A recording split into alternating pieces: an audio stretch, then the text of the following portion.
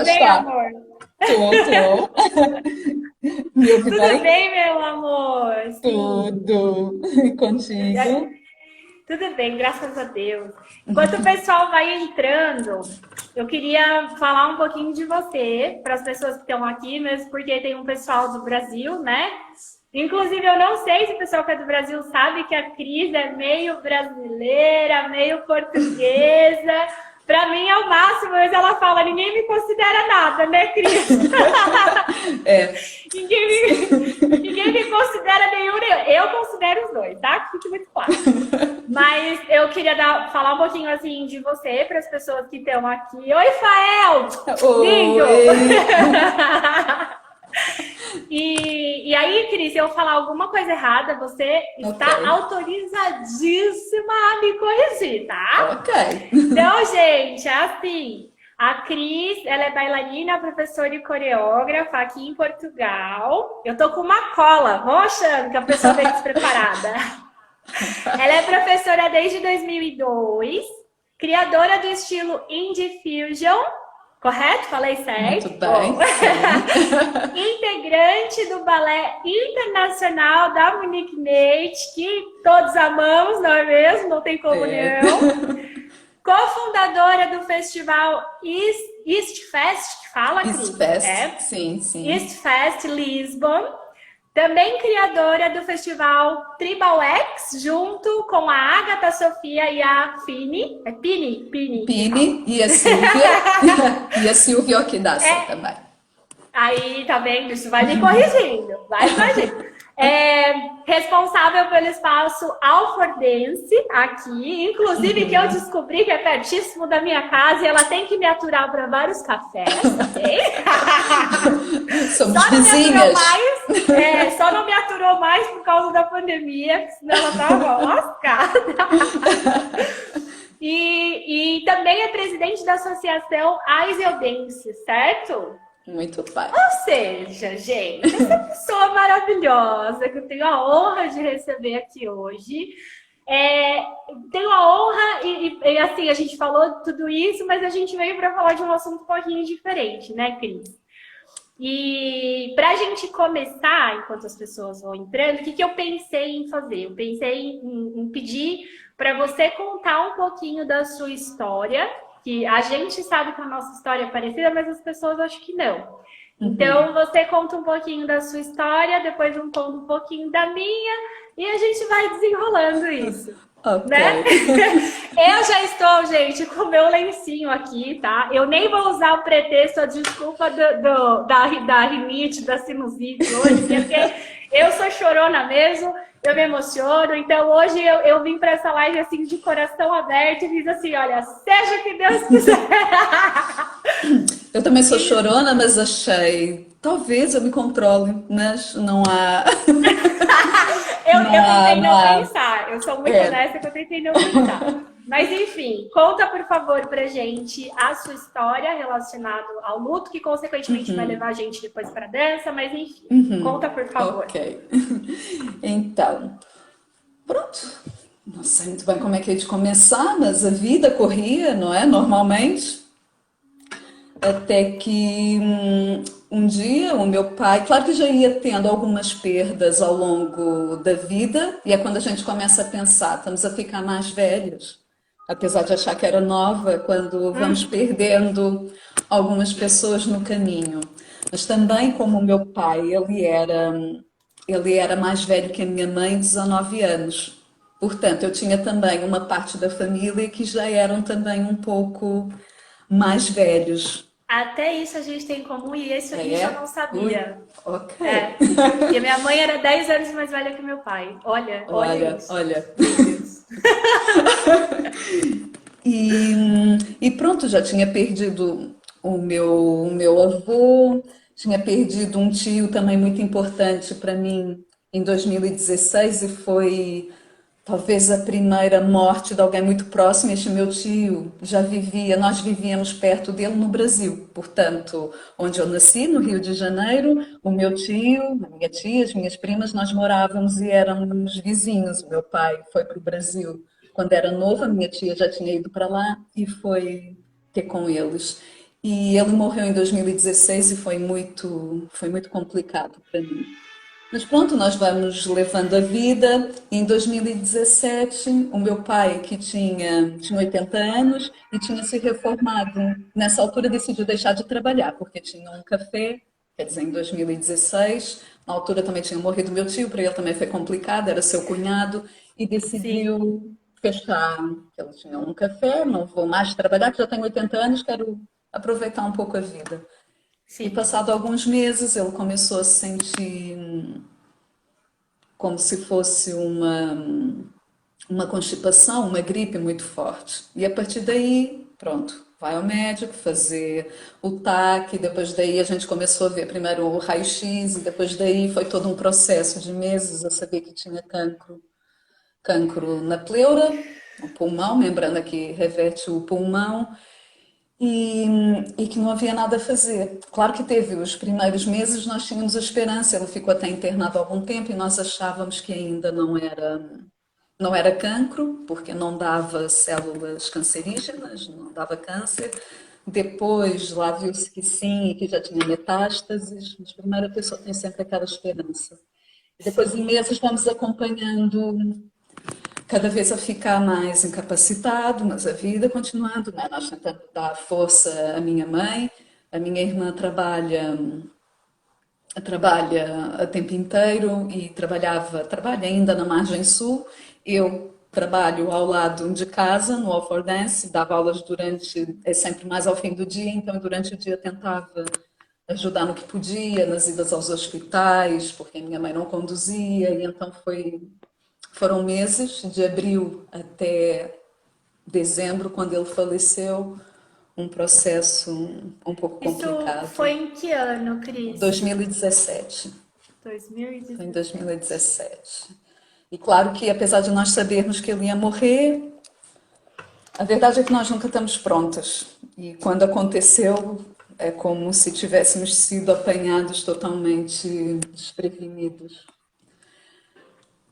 E pronto, e foi logo ali uma tentativa de tentar lidar, mas foi muito complicado todo esse processo. Ano seguinte, pronto, foi seguindo o ano, a minha irmã engravida, nós muito felizes, a minha mãe, apesar da tristeza da perda do meu pai, foi quase como se sentíssemos que vinha uma nova vida Dá uma para. força, né? Sim, Parece que é um respiro, não é? Porque eu falo sim, que a vida ela se renova o tempo todo e a gente não tem muito essa consciência, sim, né? sim, Eu acho que só quando a gente passa por algumas coisas que vem mesmo essa sim. consciência. E, na verdade, tivemos esta consciência de pronto, e agora é esta preparação para a vinda de uma nova vida, e estávamos até entusiasmados. Claro que a minha mãe tinha perdido o marido de toda a vida e ela estava, claro, muito triste, mas até feliz porque ia ser avó de sua primeira neta. Sim. E o tempo foi passando, claro que nós às vezes íamos vendo que a minha mãe no verão começou -se a sentir mais fraca e às vezes se queixava, ai, estou tão cansada das pernas, nós achávamos e ficava sempre muito embaixo, mas mamãe também pode ser de depressão, porque lidar com uma perda é muito complicado. Mas ela, não, não, ia continuando. Nós tínhamos, pronto, a nossa avó, a mãe da minha mãe, que vivia com a minha mãe porque ela tinha Alzheimer. Então, é pensar, a minha avó também já meio incapacitada, minha mãe tomava conta do meu pai, já acamado, a minha avó. Mas pronto, morreu o meu pai e a minha mãe com a minha avó, e não deixava de ser pesado isto. E em setembro, a minha avó teve uma embolia pulmonar. A minha sobrinha tinha nascido no dia 1 de setembro, dia 5 a minha avó tem uma embolia pulmonar, mais uns dias depois, e ficou internada, mas conseguiu recuperar. Mas a minha mãe ia ficando cada vez mais fraca. E nós, mamãe, vamos ao médico. Se queixava do rim, e nós, mamãe, é melhor irmos ver. E ela, não, não, a tua avó agora é que importa. A minha avó veio para casa, 2 dias depois, a minha mãe não aguentava com as dores no rim e disse, olha, tenho mesmo que ir para o hospital. E então levei-a, e a partir daí a minha mãe foi internada, e pronto, foi ali toda, ela já estava a fazer o infarte, e foi toda esta de lidar, mas pensar, nossa, pensar, não pode ser possível, meu pai morreu nem há um ano, não pode ser possível que agora E a isto não mãe foi vai correr em mais. 2018, não é? Sim, sim. Teve quanto tempo de espaço, assim, de um para o outro? Foram 10 meses.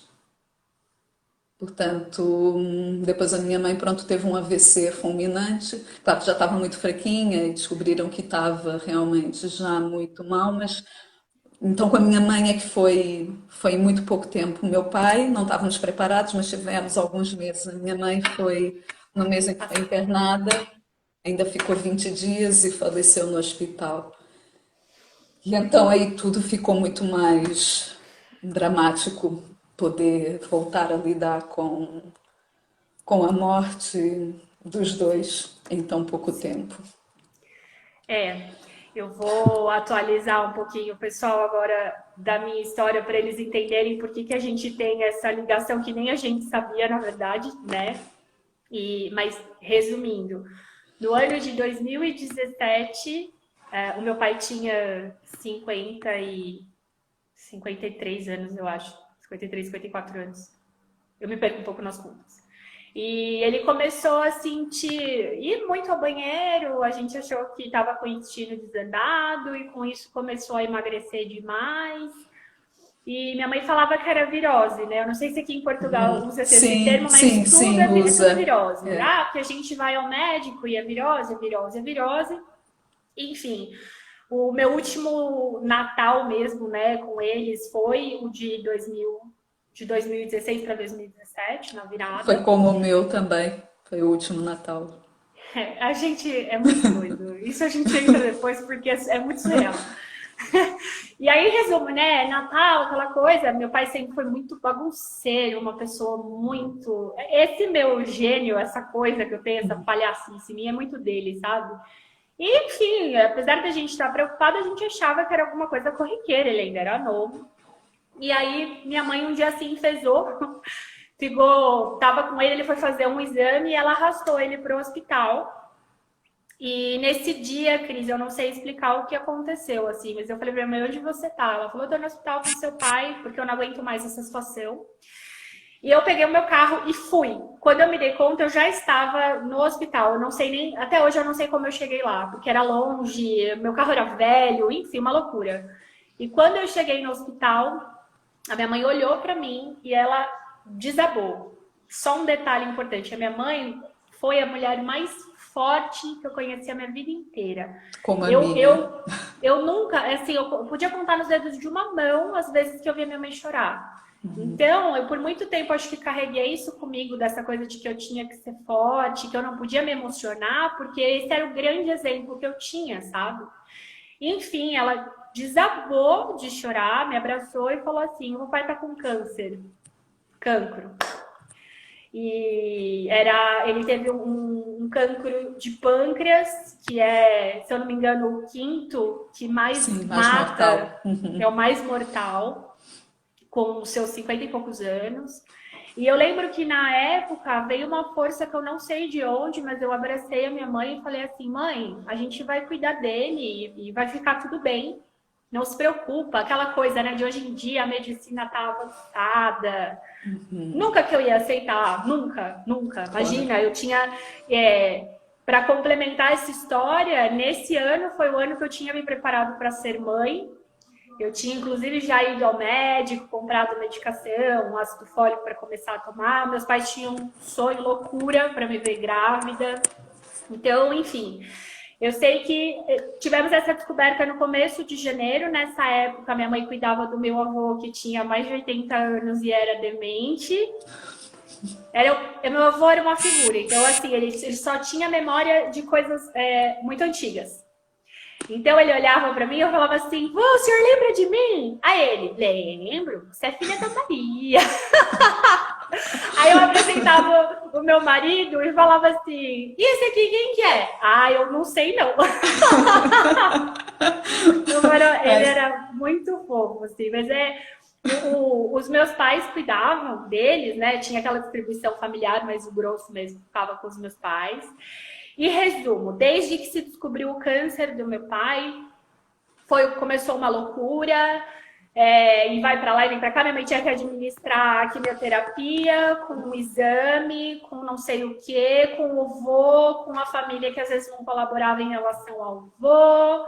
Uma correria. Minha mãe, como você disse, ela tinha 10 anos a mais do que o meu pai, né? Mais velha.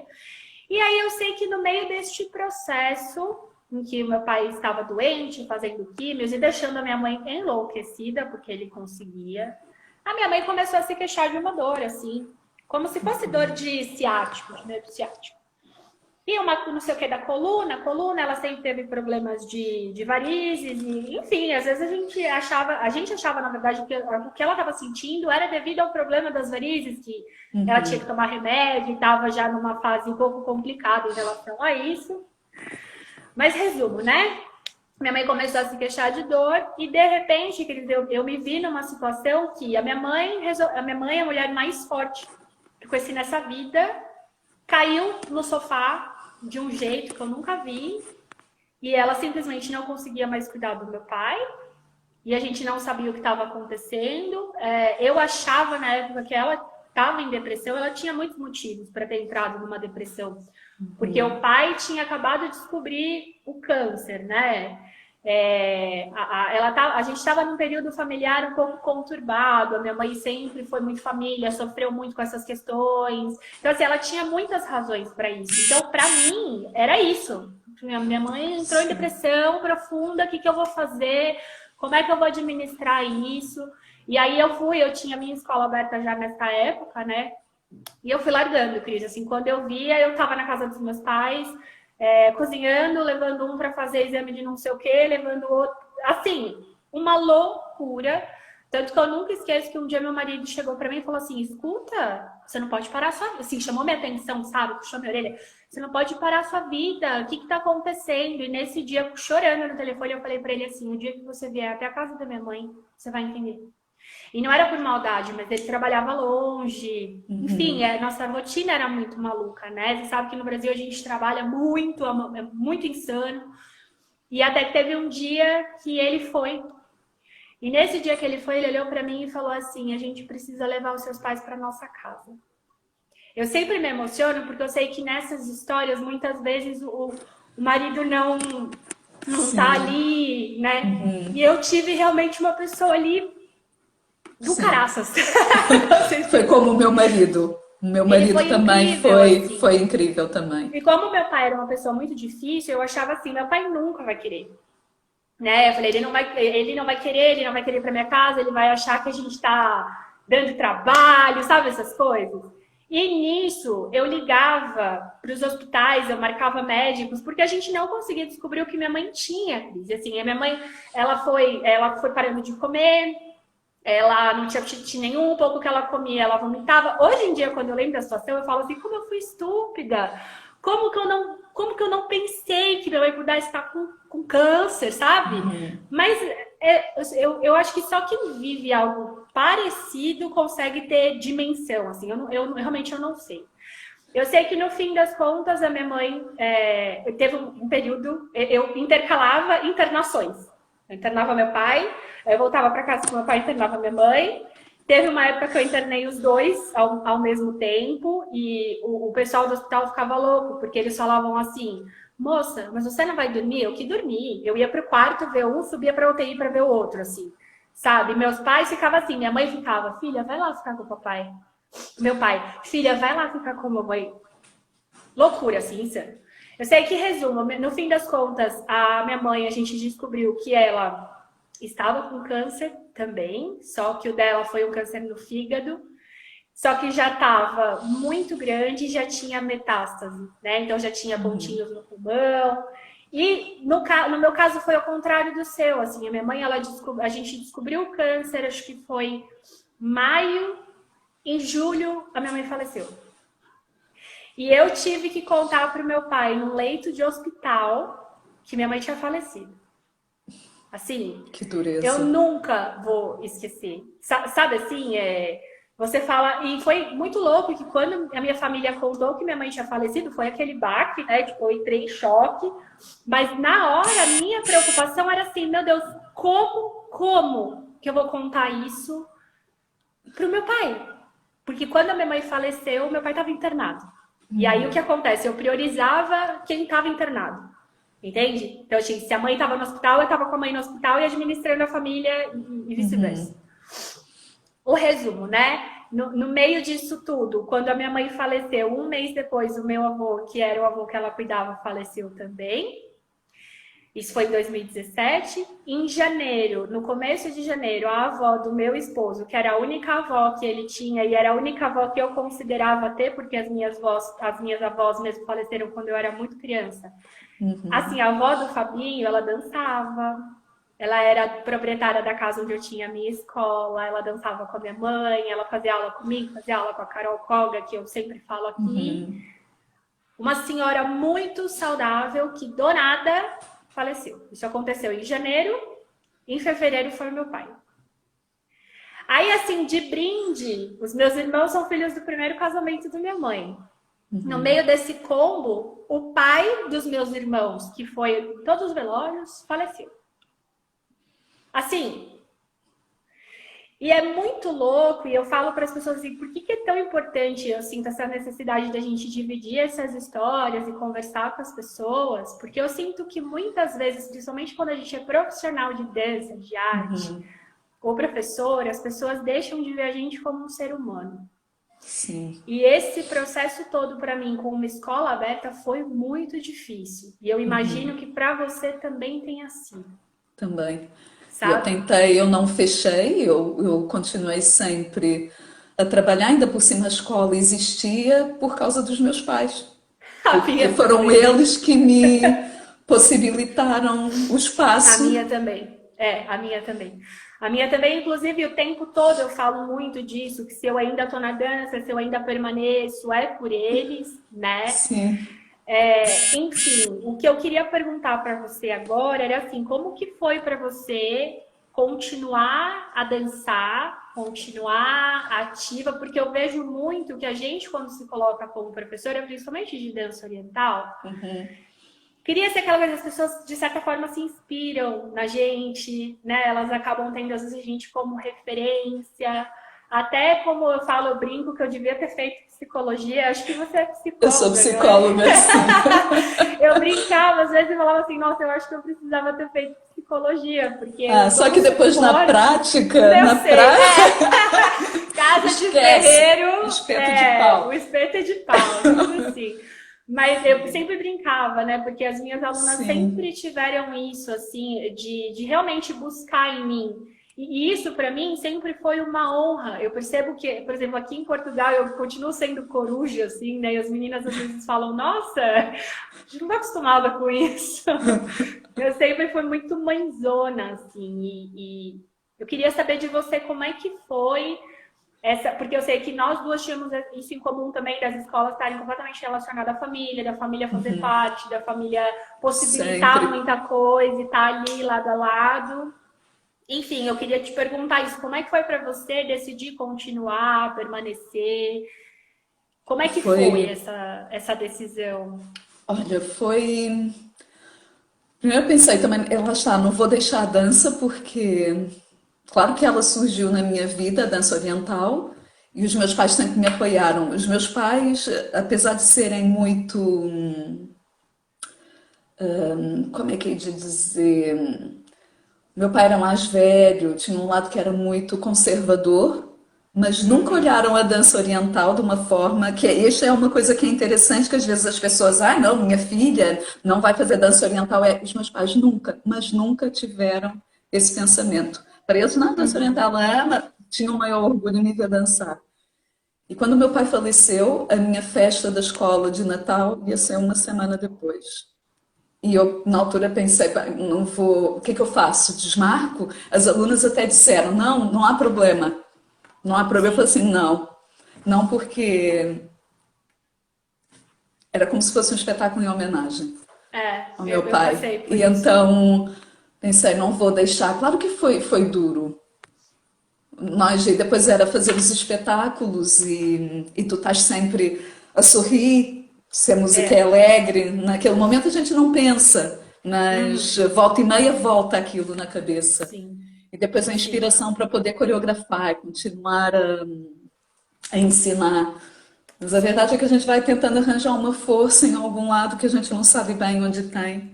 Sim, sabe que em 2017, quando a minha mãe faleceu, foi julho de 2017. No mês seguinte eu tinha a minha primeira viagem assim para dança. Eu sempre tive esse sonho e para nós no Brasil é muito difícil conseguir viajar dentro do próprio Brasil para fazer as coisas, sabe?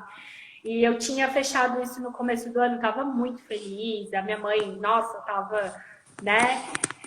Nós íamos para. Eu ia, na verdade, sozinha para Salvador, num evento que chama Bala de Congresses, que é muito grande. Foi o ano que Gamal Seif foi para lá, eu tinha o sonho de estudar com ele.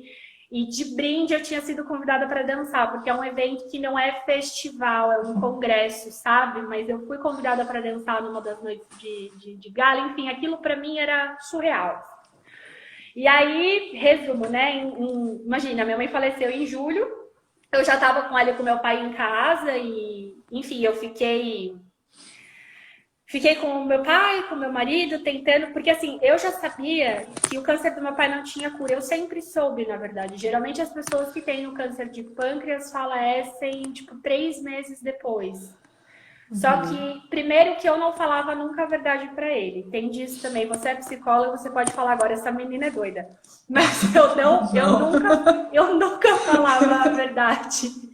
Nunca falava a verdade pra ele, sabe? Quando eu precisava falar com os médicos, às vezes eu precisava dar umas prensas dos médicos, porque eu sinto que quando eles sabem que a pessoa vai morrer de qualquer forma, pra eles tanto faz, tanto fez. Não importa qual que vai ser o procedimento, se vai abrir a pessoa inteira, porque eles não estão nem aí. Eu nunca aceitei isso. E eu sempre falava assim pra eles: e se fosse o seu pai? E aí os médicos me olhavam nos olhos assim, arregalados, sabe? Inclusive, eu sou tão doidinha que eu fiz amizade com todos os enfermeiros. Todos.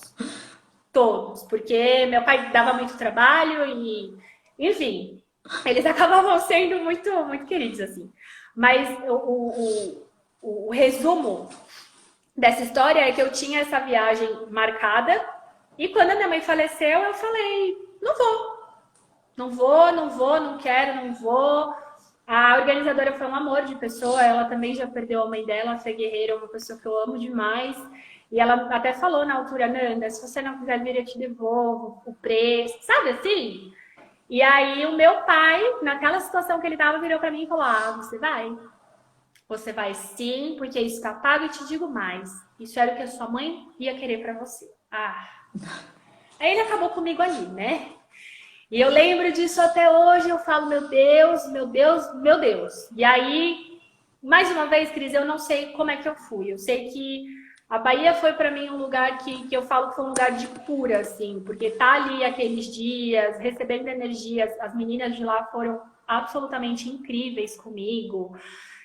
Aquilo foi um respiro do que eu estava vivendo há anos, e eu sei que você também passou por isso, de hospital, doença, morte, hospital, doença, morte, né? É E, duro. enfim, também tive o espetáculo da minha escola. Eu tenho até hoje, o ano que minha mãe faleceu, eu dancei aquela música Hallelujah, foi em homenagem a ela. E eu tenho até hoje a filmagem que era o meu pai que estava fazendo, meu pai se esgoelando de chorar porque ele sabia que eu estava dançando para ela, Para ela. sabe? Então esse vídeo, assim, quando as pessoas falam, por exemplo, de dançar a música, eu nunca mandei o vídeo como uma referência, porque as pessoas soluçavam de me ver chorar, de me ver dançar. E eu nem sabia o que eu estava fazendo. Eu olho o vídeo tecnicamente e eu falo: ah, é uma merda, mas só quem estava lá tem dimensão daquilo. E, enfim, não se trata exatamente de técnica nessas horas. Sim. E tem um ponto interessante sobre isso, que eu não sei se aconteceu com você, mas você até comentou essa coisa: a gente tem que sorrir, né? A gente tem que estar... Porque as pessoas esperam isso da gente, né? Que a gente esteja ali pra gente animar elas. A Mahaila falou uma coisa muito interessante, que ninguém quer chegar na nossa sala de aula para saber dos nossos problemas. É o contrário. As pessoas vão para lá para receber o potinho de felicidade delas da semana, né? Aquele respiro. Sim. Mas eu até tive muita sorte com as minhas alunas, que como elas acompanharam o processo e conheciam os meus pais, porque meu pai e a minha mãe Todas, né? trabalhavam, sim, Sim, as ali. meus também. E então deram muita força, também Sim. deram muita força. Sim. Ai, meu Deus, eu perdi. Eu fico Ah, tá emocionada, bom. eu perco Sim, o fio. foi só ao congresso na Bahia que Sim, foi cura. sim, mas eu perdi completamente. Tudo E bem, teve essa questão de sorrir é bom que nas a gente. Exato, apresentações. lembrei. Obrigada, Cris, você me salvando. É a psicóloga salvando a distância, gente. Eu tive uma amiga que foi muito importante nesse processo, porque eu tentei continuar, sabe assim, a todo custo eu falei, não, eu vou continuar, e é isso, e tem que ser. Porque eu tinha medo, por exemplo, quando minha mãe faleceu e um mês depois eu estava num evento de dança, eu tinha medo que as pessoas fossem me julgar e falar assim, ai que absurdo, a mãe da menina nem enterrou a mãe e já tá rebolando a raba. Eu juro, passava isso na minha cabeça, assim, eu tinha, não Sim. sei, eu tinha muita noia. E aí teve um evento que eu fui dançar, levei, né, o famoso amado ballad da minha vida, que tem muita dessa coisa da alegria, da interação. E tem uma amiga minha que chama Camila Murad, eu sempre falo dela por aqui. Ela foi muito importante nesse processo, porque nesse dia ela me viu dançar. E eu falo que amigo é aquele que fala que a gente precisa ouvir, né? Não que a gente quer. Eu valorizo muito isso. E ela chegou para mim nesse dia e falou assim, Fê, aliás, os íntimos chamam de Fê e não de Nanda, né?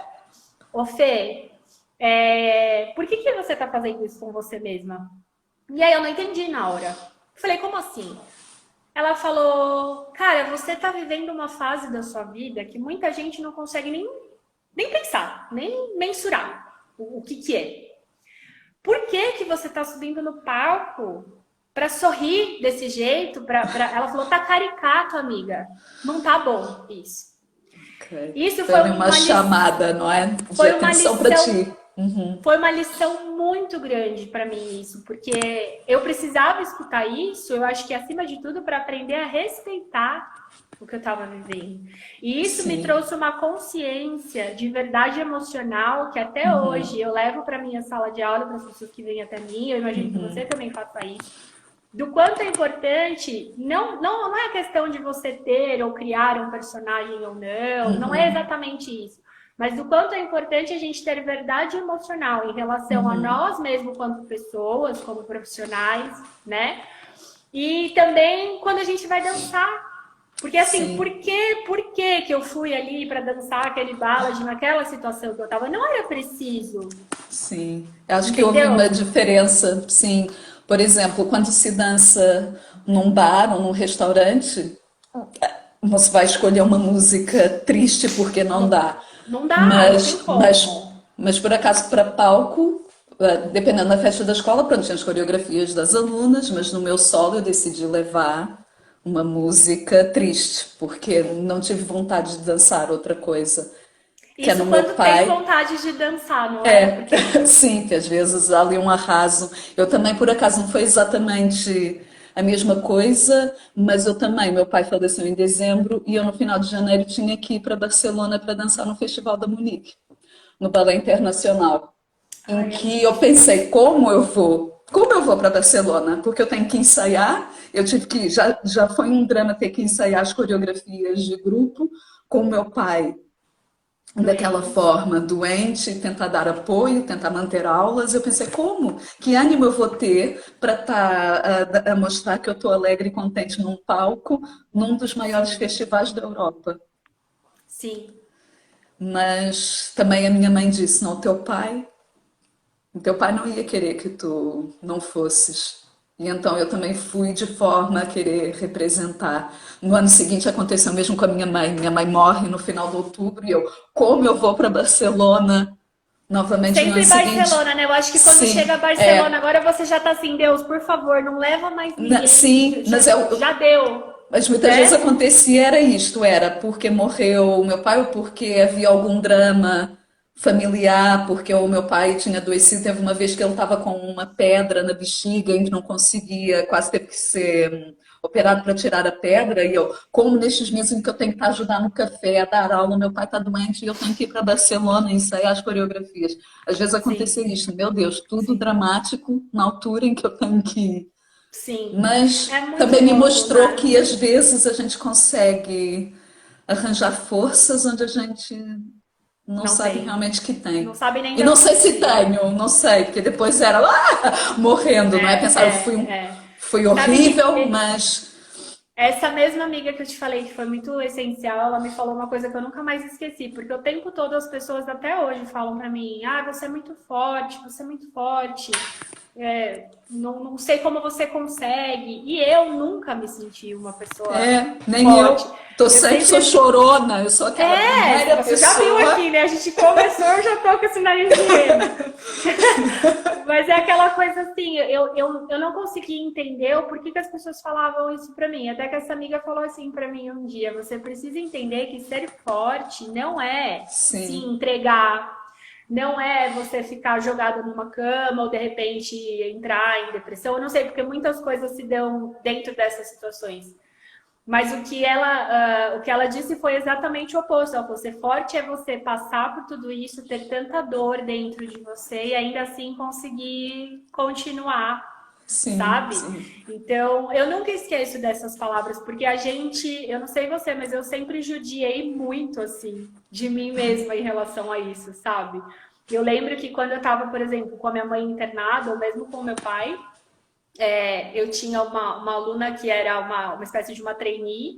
Eu esperava eles dormirem para eu poder montar a aula dentro do hospital e mandar para ela. Sabe, assim, milhares de vezes isso aconteceu. Ou pegar o telemóvel e ligar porque precisava pagar uma conta ou não sei o quê. Enfim, essas coisas as pessoas elas não fazem ideia mesmo. E uma coisa que eu acho muito importante a gente falar, que você mencionou no começo, é assim: não existe preparo para esse tipo de Nunca, situação. nunca. Quando a minha mãe faleceu, porque minha mãe foi a primeira a falecer, né? Fazia, acho que mais de 13 anos que eu não pisava em um cemitério. Eu tinha pavor, pânico de cemitério. Inclusive, quando a minha avó materna faleceu, eu não fui ao enterro e minha mãe sempre respeitou, né? Mas assim, eu tinha pânico mesmo. E aí, quando a minha mãe faleceu, que eu tive que falar para o meu pai dentro do hospital internado que isso tinha acontecido,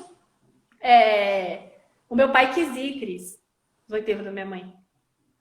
E eu falava para ele: pai, não, já foi, o que tá ali é só o corpo, não precisa disso. Eu sei que, resumo, ele insistiu tanto nisso que a Eu médica que fui, estava cuidando dele, olha o que ela fez. Ela preparou uma ambulância, disponibilizou uma ambulância e uma equipe para a gente sair do hospital, levar ele até o cemitério para ele se despedir da minha mãe e a gente voltar. Porque quando isso acontece, ele fica sobre a responsabilidade do hospital. Ela falou: eu não posso dar sim, alta para um paciente que não pode ter alta. Cris, claro. eu lembro como se fosse hoje. Eu entrei na ambulância chorando e fui para lá chorando, porque assim, imagina, fazer mais de 13 anos que eu não pisava no cemitério e era minha mãe. E eu ia ter que ver o meu pai descer de uma ambulância, sentar numa cadeira de roda com máscara para se despedir da minha mãe num caixão. Assim, gente, eu nunca mais na minha vida vou esquecer disso. Eu surtei, obviamente, no enterro, e não dei conta de ver. Primeiro porque eu nunca consegui aceitar que eu ia ter que perder a minha mãe. Eu acho que eu preferia morrer antes. Eu sempre falava isso pra ela ficava puta da vida comigo. Mas eu não gostava de pensar, assim. Às vezes a gente passava em frente do cemitério, eu evitava pensar, porque eu sabia que pela lei natural da vida, provavelmente em algum momento isso fosse Sim, acontecer. Mas sim, eu não gostava nem de pensar. E sim. o meu pai era pior ainda, porque ele sabia. Ele sabia que ele ia morrer. E ele fazia umas coisas comigo, por exemplo, a gente ia até o cemitério para visitar a minha mãe. Aí ele conversava com a minha mãe no túmulo e falava assim: daqui a pouco a gente vai estar junto. Cris, assim, gente, umas coisas. E aí a gente Sim. ia até o cemitério onde os pais dele estavam enterrados. Aí ele falava assim: eu preciso arrumar isso aqui logo, porque aqui vai ser minha casinha. Sabe, umas coisas assim? Então, realmente, assim, é muito surreal. E eu queria tocar num outro assunto contigo, que é, para mim, depois que eu passei por tudo isso, é como se eu tivesse tido uma virada, assim, de chave. E todos os meus valores e a minha forma de ver a vida tivessem mudado. E eu queria perguntar para ti se isso também foi assim. Por que que eu falo isso? Porque muitas vezes a gente almeja muitas coisas, a gente tem ambição, e a gente quer Sim, conquistar, e a gente se dedica e não mede força. Assim, por muitas vezes eu deixei de estar com a minha família, de desfrutar de momentos com eles por causa do trabalho. Uhum. Por mais que minha Sim, mãe entendesse, ela sabia que aquilo era importante, que era o amor da minha vida que eu fazia, eu sei que ela ficava triste, sabe? E hoje em dia, eu não troco, por exemplo, um momento que eu posso ter com o meu marido, que hoje é minha família, para ir por, não trabalhar, não é? sei, por trabalhar, ou de repente, não sei, assim, eu queria perguntar para você se você sentiu isso também, se, como que foi essa situação para você? Se Sim. teve essa virada de chave também? Sim, para algumas coisas sim. Para mim a família sempre foi fundamental. Eu sempre fui muito Sim, que próxima legal. mesmo, mas claro que Também, também tive exato. sempre outro lado de ser muito workaholic. É. Essa de estar sempre, É sempre demais, né? E a gente a nem fazer percebe, eu coisa. acho. Não, mas eu acho que continuei um pouco dentro dessa espiral, mas a diferença foi também eu sempre tive esta decisão de, por exemplo, nunca dancei na passagem de ano e Natal, porque eu sempre achei, eu já estou tão fora da família no restante de tempo Sim, que eu vou estar sim, com eles. Agosto, que é o verão aqui, eu fecho, sim, não, eu estou com a família. Eu vou ver, vou para a terra dos meus pais, vou para a terra do meu marido, ver a família, porque não me faz sentido eu não estar com as pessoas próximas de mim. Depois de ter perdido meu pai e minha mãe, isto ficou muito mais presente. Claro que ainda sim. trabalho e o meu marido tem um horário de trabalho normal e eu não tenho, não é? E ele Uhum, trabalha durante o dia normal e eu, claro, posso trabalhar durante o dia, mas à noite eu estou e chego sempre tarde, mas tento fazer tudo sim, para passar tempo com ele também. E sim. passei a valorizar, e às vezes é essa questão, como tu disseste, de que às vezes desejamos muito, mas eu comecei a agradecer cada pequena coisa É que isso. nós vamos É. tendo. Parece que inverte, não é? No começo, a princípio você pede, e Sim, depois que tudo passa, você só agradece. Eu sim. lembro de uma fase que eu estava no hospital e eu fiquei quase 15 dias sem poder tomar um banho.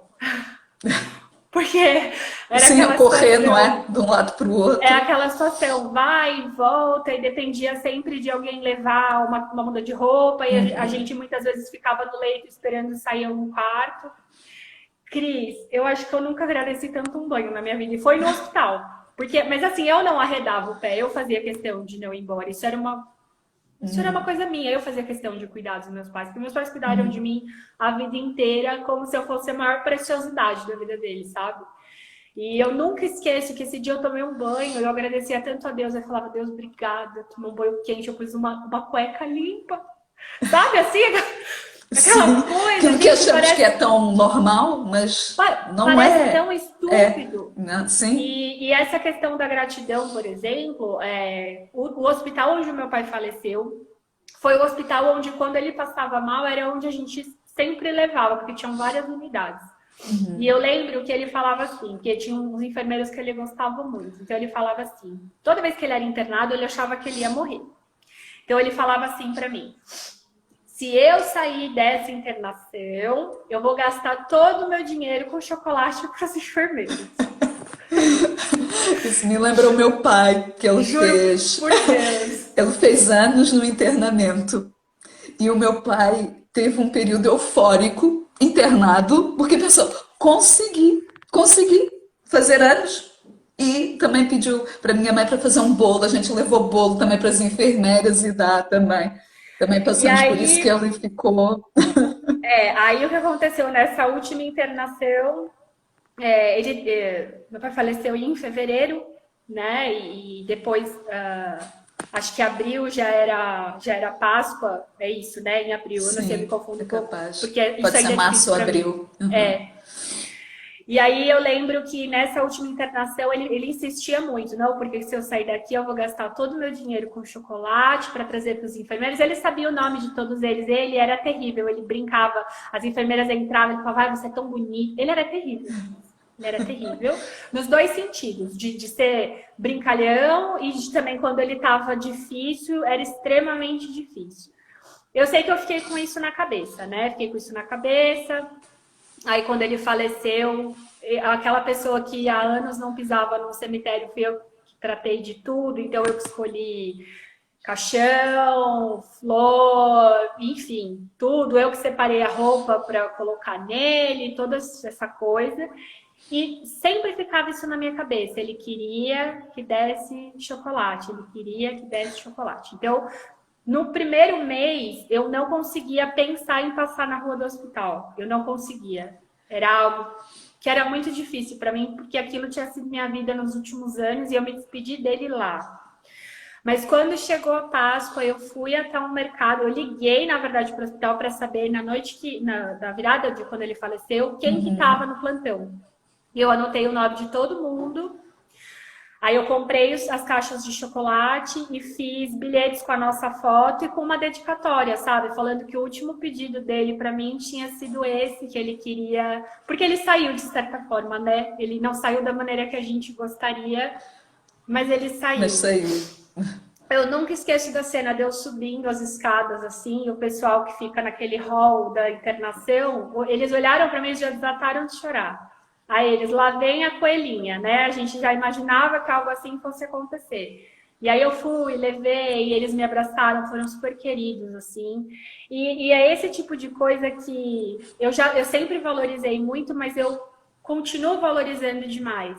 Né? Por exemplo, aqui no final do ano eu fiz prendinhas para todas as alunas e a reação das meninas era assim: nossa, mas a gente, como assim? Aquela sensação de eu poderia ter te dado alguma coisa também. Eu falava assim para elas: não se trata disso, isso sou eu e eu não espero absolutamente nada em troca de vocês. Isso me deixa feliz, sabe? Enfim, né? Deixa eu te fazer uma outra pergunta que tá puxada essa live. As duas E eu baterias controlando, porque é mais normal. Depois, juro. Olha, até a minha mãe faleceu, era uma pessoa que nunca na vida jamais eu ia chorar na frente de alguém. Hoje em dia, passo comercial da Compal, eu tô chorando, entendeu? Não, eu sempre fui chorona. Eu também era, mas eu escondia das pessoas, né? A diferença é que hoje em dia eu não escondo mais, eu aceito. Pra quê, né? Deixa eu te falar uma coisa. É muito comum, quando a gente passa por esse tipo de situação, a gente ter como consequência alguns problemas psicológicos, vamos dizer assim, né? Eu tenho síndrome do pânico desde os 7 anos de idade e muitas crises severas de ansiedade, que na verdade é o que acaba acarretando a síndrome do pânico. E eu queria perguntar para você se você já passou por algo assim, ou se como decorrência do que aconteceu, se você... Eu não vou falar adquiriu, porque não é bem adquiriu, mas teve como consequência alguma doença, vamos dizer assim, psicológica relacionada.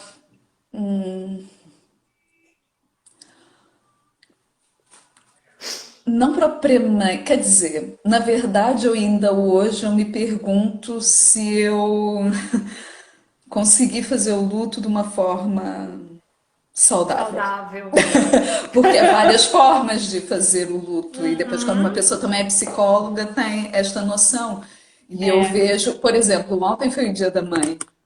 Ontem foi um dia difícil. E claro que muita gente já perdeu a mãe, se calhar já vai olhando de uma certa forma, mas para mim ainda é muito... Eu acho que vai ser ainda é muito sempre, pesado. né? Pois, sim. É claro que... Então, há muitos dias em que eu me lembro, fico a pensar, como é que isto me aconteceu? Tem dias em que eu penso, isso aconteceu mesmo na minha vida? Esta perda que eu tive dessa forma. Eu me sinto exatamente assim também. Sim. E então, pronto, não sei se aconteceu algo depois ou se já de uma forma deu funcionar. O fato de ter tido as perdas, eu ainda não consegui ultrapassar totalmente. Ou se faz parte e é preciso tempo. E também porque a vida nos últimos anos, em outras situações, eu tive que fazer lutos. Portanto, ao luto da morte, mas ao luto de outras situações. Quando falo problemas de saúde, eu tenho um problema de saúde, tenho uma doença degenerativa e eu tive que fazer o luto da saúde. E na altura eu achei que ia deixar de dançar, porque eu posso deixar de conseguir controlar o corpo, quanto mais dançar.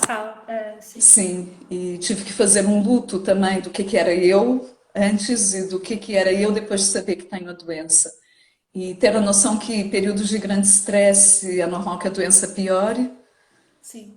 E eu, bem ou mal, tenho tentado me aguentar. Não sei se bem ou mal, mas tenho tentado. Luto Sim, também, sabe claro que que é ainda. interessante. Pode falar, pode falar. Pode falar, amor. Sim, sim. Não, pode dizer, pode dizer. Tem certeza? Eu só ia acrescentar que eu me coloco no. Eu vou te explicar o meu ponto que eu acho que talvez possa clarear o seu. Quando meu pai faleceu, eu me apeguei à minha escola ainda mais do que eu já era apegada. Porque Pois. aquilo, para mim, era o que tinha sobrado deles, vamos dizer assim. Era como se fosse tudo que eu tinha.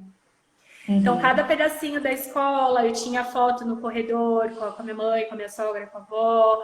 A última mudança que eu fiz na recepção da minha escola foi a parede que o meu pai pintou para mim. Então, assim, eu me apeguei Sim, demais sim, nisso. sim. E E eu eu ainda tive que. faço isso. E é isso que eu queria comentar com você, porque eu tive que, à força, vamos dizer assim, me Deixar, né? desfazer. Sim. E eu sofri cada milímetro que eu desmontei daquela escola, assim, eu chorei demais, era muito, muito, muito, muito difícil. A minha festa de despedida foi um negócio absurdo, absurdo de quantidade de pessoas e não sei te explicar assim o que que foi. E aí o que que acontece? Eu fui obrigada a fazer essa parte, vamos dizer assim, que meio que me obrigou. E aí eu cheguei aqui, quer dizer, além de tudo isso, eu ainda tive uma mudança de De país. vida, exato. Total. E quando eu cheguei aqui, eu cheguei ainda com essa Nanda que fazia acontecer, e criava e queria se manter ativa de alguma forma e correr atrás, até que a minha saúde me barrou, né? Porque eu resolvi, depois de muito tempo, procurar uma terapeuta. Eu já sabia que eu precisava ter feito isso antes, mas pela mudança, Sim, dificuldade financeira, não dava. E eu descobri que eu estava depressiva. Mas sim, até hoje eu não acredito, tá? sim. Até hoje, o que eu, O que não. eu, Sim. Eu também fiz terapia durante muito tempo, porque quando acabei o curso, já na altura, antes de acabar, para mim era importante, eu, enquanto psicóloga, poder tratar um pouco aqui não daqui é dos surreal, é dramas surreal, né? Porque a gente não interiores. aceita, a gente aceita no outro, mas a gente parece Sim, que não aceita. sim. Mas eu tive essa consciência que era importante fazer terapia. E fiquei lá muito tempo lidando com os meus dramas de um lado também depressivo que eu também tenho. Tenho um lado E também muito feliz e aí, sorrindo, mas depois também tem esse outro lado. E com e isto sabe o que que eu tudo, descobri também, né? Porque aí as pessoas falavam assim, ai, Nanda, quando você vem pro Brasil? E eu descobri que estar aqui é uma forma de eu fugir de tudo que me faz sofrer, sabe? Porque quando eu ando nas ruas aqui, eu não tenho memória do café que eu ia com a minha mãe. Quando eu passo nas ruas aqui, não tem a casa da tia, do vô, sabe?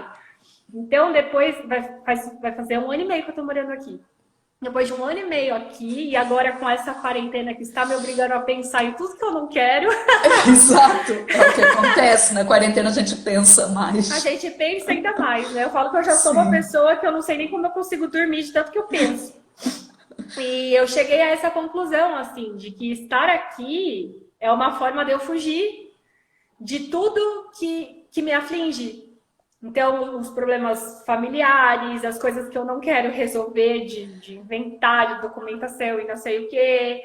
É porque aqui, de certa forma, eu fiz novas amizades, eu tenho uma nova vida, e as pessoas vão saber da minha história se elas estiverem aqui e eu contar. Senão eu só sou a Nanda que dança, e que é engraçada, e que faz as pessoas rirem, enfim, sabe? sim, Então é sim, muito louco, tanto que hoje em dia, com essa consciência, eu falo para mim mesma, não, você tem que ir, você tem que ir, você tem que enfrentar sim, isso, e sim. você tem que ver as pessoas que te amam e que estão lá, mas isso é muito louco, né?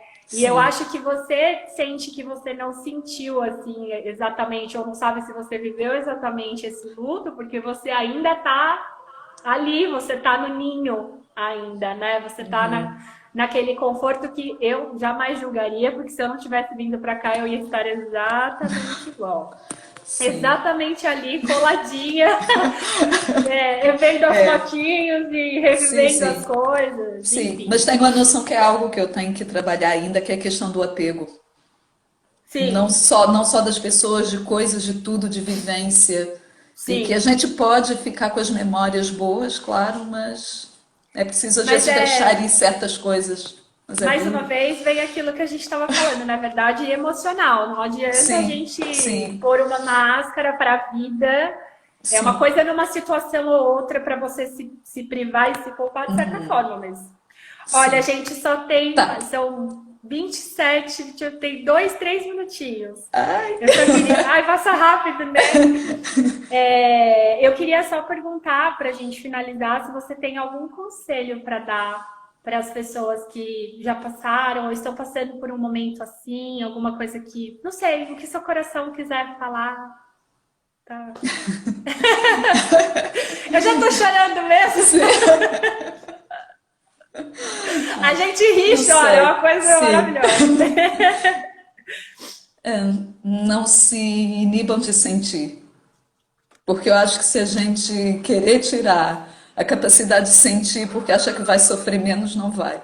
Não, E concordo. tentem viver ao máximo, se ainda não perderam alguém, estão num momento difícil, tentem viver ao máximo com eles. O máximo conseguirem, as boas experiências, as más As também, tudo más, vai ficar conosco. sim. Se não passaram, não adianta sofrer por antecipação, não é? Se os vossos pais estão bem, a vossa família está bem, mas podem sempre pensar que um dia não vão estar cá. Então tentem aproveitar ao máximo. E E sejam os melhores para eles. eu só vou acrescentar uma coisa ao que você disse. Nunca, nunca deixe de dizer nada. Eu te amo, nunca é demais. Obrigada, nunca é demais.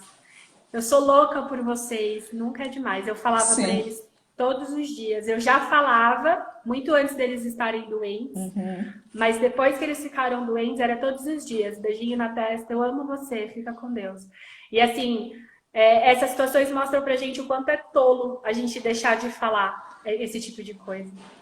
Então, agora que falta só um minutinho, Cris, eu não tenho sim. palavras para te agradecer Não, de obrigada coração. pelo convite.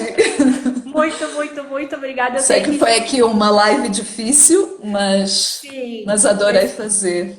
Obrigada sim, mesmo pelo convite. sim, eu acho que é super importante, é um assunto super importante. Eu sou muito, Sim, muito grata por você ter aceito, por você estar na minha vida, por você obrigada dividir também. não só as coisas boas, mas também coisas que a gente sabe que são super Sim, difíceis. sim. E E vamos eu só continuar a partilhar tenho. muita coisa. Sim, a gente tem muito em comum e você é um dos presentes que Portugal deu para mim. Então, muito, muito obrigada, de coração. Obrigada, obrigada. E obrigada a todas as pessoas que quiseram vir chorar conosco. Sim, obrigada, E gente. Olha, o força para as lencinho meninas que também andaram aí a partilhar, que às vezes ia conseguindo ler alguma coisa ou vai outra, e sei que cair, tiveram, vai cair, né? a nossa Então,